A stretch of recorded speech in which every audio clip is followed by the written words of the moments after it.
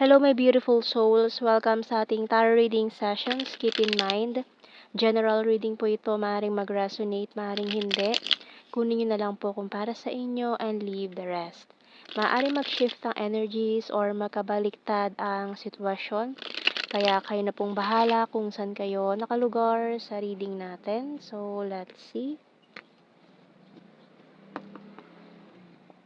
So, we have here the Two of Pentacles and the Justice card, King of Cups, Eight of Wands, Seven of Cups, the Sun, Ace of Wands, and this Nine of Cups. Wow! Bottom card natin is Two of Swords. So, marami mga blessings paparating sa iyo ngayon, pero nag-aalangan ka sa ilan sa mga ito.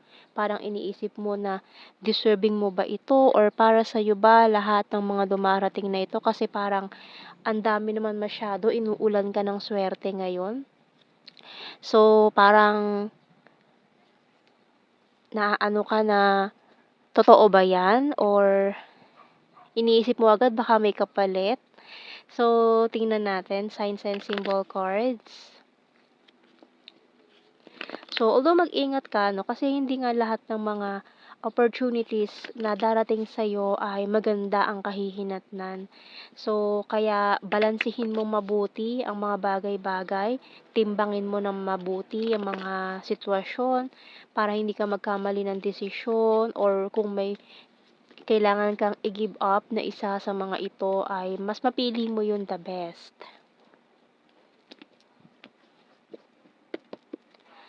So, marami din mga pagbabago magaganap eh. We have here luck, deep well,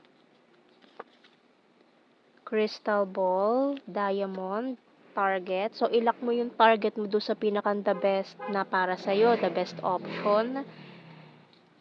And airplane. So, mukha may mga nagpaplano din na to have a, or hindi pa sigurado, to grab this work sa malayong lugar. Maaaring malayo lang dito sa Pilipinas or madestino ka sa ibang lugar or ibang bansa. Pero may mga hindi pa sigurado kung tatanggapin ba itong opportunity or offer na ito. So, tingnan muna natin anong message ng Archangel natin. May nag-aalangan kasi sa distansya.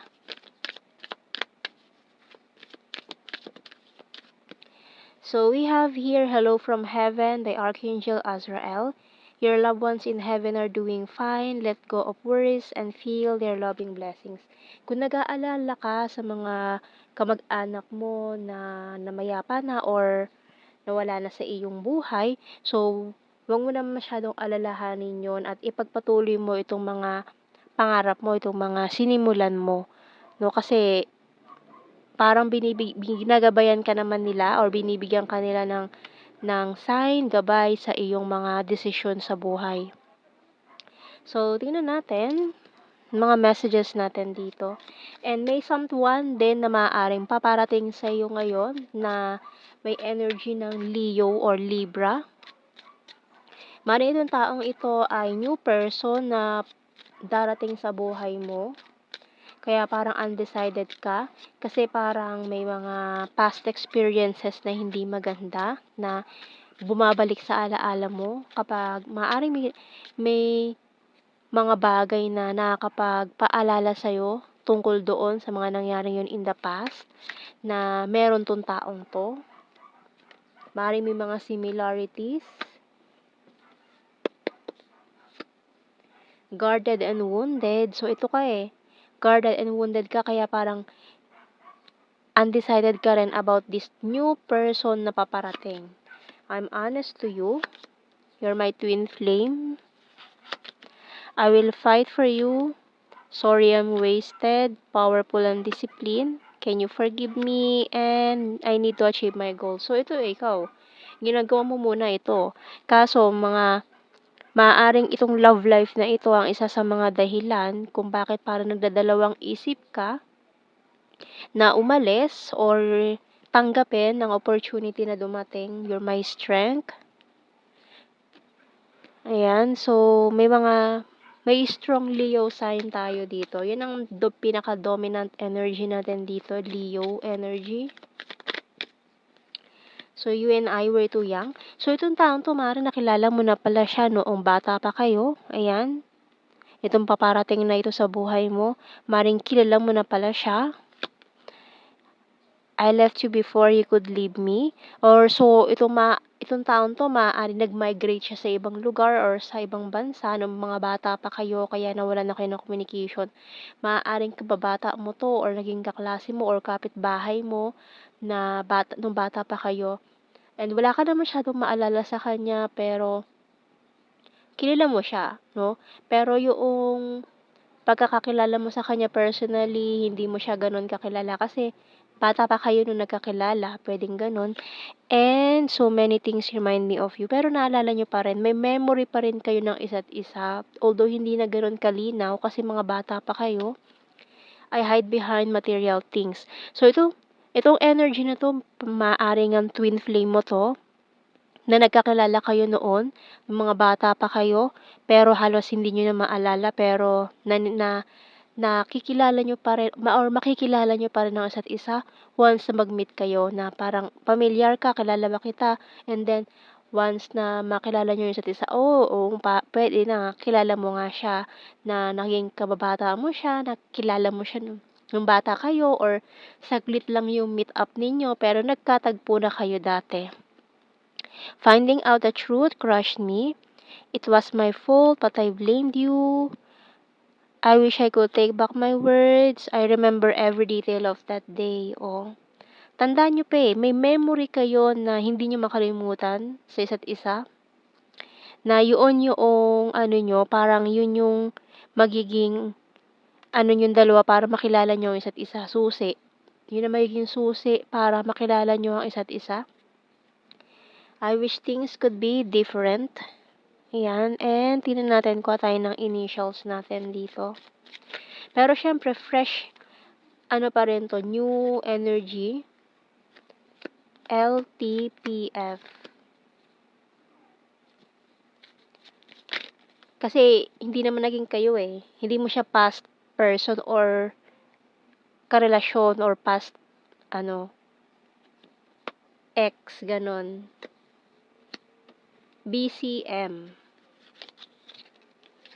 Enye, A bottom card. So, tingnan natin kuha tayo ng blue card. Ayan so maaaring nag-start sa infatuation. Yan. Yung mga bata pa kayo. And then yan, nagkaroon ng separation. And prophecy.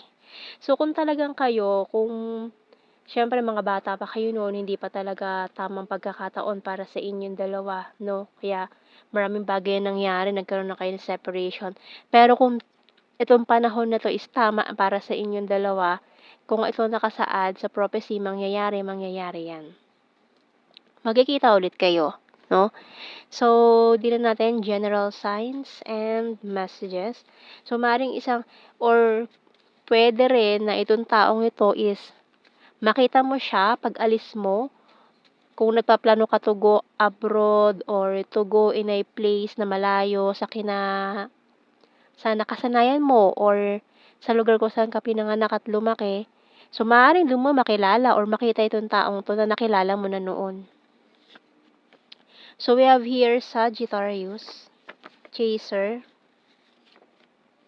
Overthinker, Party Animal, Fire Sign, Aries, Leo, Sag, Shy at First, Full of Charisma, Very Loyal, Luzon, Talented, Attractive, Practical, October, Flower Farm, September, another twin flame card, High Expectations, North PH, Beach, and Very Serious, Popular, wow.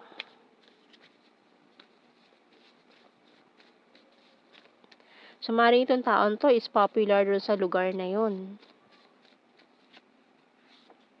And maaaring soulmate, ayan. Present lover, Aries, long distance. So, ayan, long distance talaga. May distansya na pumapagitan sa inyong dalawa nitong taong ito. Lake. So, maring sign na malapit sa lake. Number 8, Leo sign and travel. Ayan, oh, kailangan talaga may travel na mangyayari sa inyo nitong taon to na maaaring yun ang maging ano ng pagkikita nyo ulit or meet up ninyo. And air sign, Gemini, Libra, Aquarius, and December. So, yan ang ating reading, my beautiful souls. Thank you for watching. Take care and God bless. See you in our next reading, guys. Bye-bye.